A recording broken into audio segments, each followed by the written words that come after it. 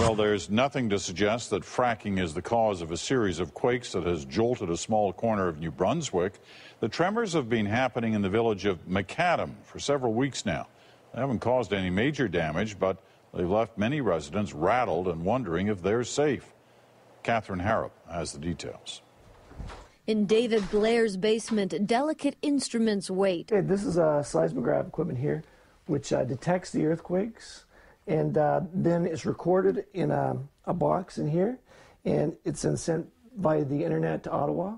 3 seismic recording stations have been set up in the town to record any shake or shudder. And McAdam has had a swarm, at least 20 bumps, in the past 2 months. Scared, big time. Bang, and I'm telling you, the whole room shook and the floor. Couldn't believe it.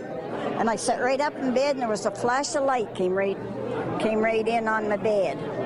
And, you know, just sort of like lightning. And the earthquake releases energy, and that's part of the energy that gets converted into light. Over 100 McAdam residents showed up to ask questions and hear from 2 experts about the findings so far. Seismologist Ken Burke. What we found is the swarm appears to be concentrated directly under the village here, particularly in the north end of the village.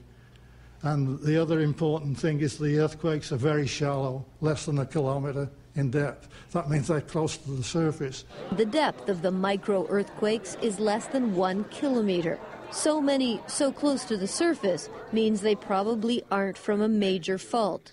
The bad news is that they're happening so close to town, residents are even hearing very minor quakes. It's frightening when you hear them in the middle of the night and that. And there's no reassurance that they're going to stop. So is McAdam a safe place to live? Professor KARL BUTLER.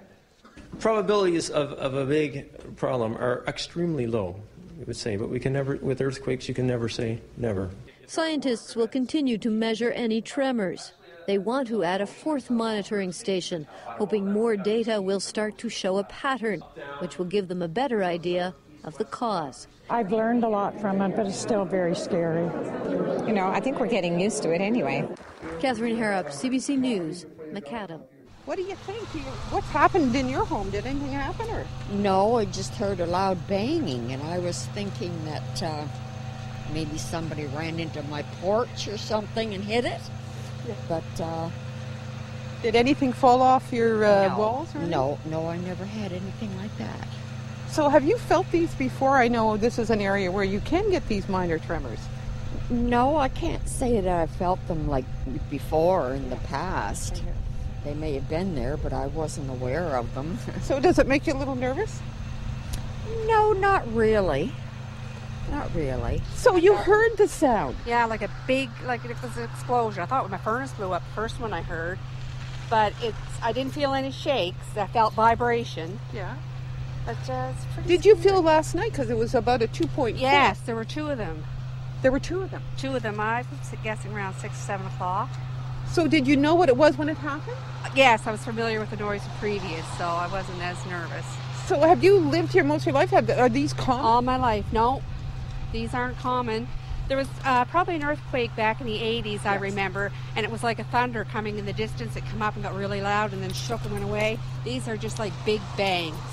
Just boom and... Just, yeah, exactly. Did anything happen to your home? Were there any pictures? Well, the next morning after our Friday night episode, I noticed my clock was down on the floor, but I mean, I just put it up recently, so it could have been my doings. I live in a house down here, a 2-story house. Yeah. Yeah, it'll lift you. It'll wake you right up in the middle of the night. Last night was the worst one at 7:30 last night. That's what everyone's saying. It shakes your house. I thought my furnace exploded. That's what it was. That's what I thought it was. First time. Okay, and did any damage to your home? No, thank God for that. No, but I mean, we don't know. We don't know what it was, right? You know, I thought it was the trains. You know, when the trains over here, sometimes they jam up together there. When they put them together, they make a lot of noise, eh? Oh, so that's what I thought it was. But then we don't watch TV, so we just found out through the internet, and that's all of it.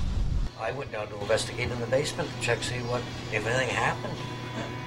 I jumped off my couch there last night at 7:30, and that big bang, and it was big. Okay, tell me, this is what everybody's saying. I'm concerned about the big bang. or not concerned, but people are saying it was like a train going through. Was it something like that? No, the trains here, when they're banging together on boxcars, it is a total different sound. You know the sound. We know the sound. This is a railway town, used to be. You know, we know what it sounds like. And last night it was just one great big boom, and you could feel the vibration in your house. It felt like it was right underneath my house. But I called other people, they said the same thing. It was like right underneath their house is what it felt like. It just feels like it's coming right up off the ground, out of the ground is what it is. But these bangs are just as if something blew up, like dynamite, or just as if something blew up. As he said, we're used to trains. When they connect, you hear a bang.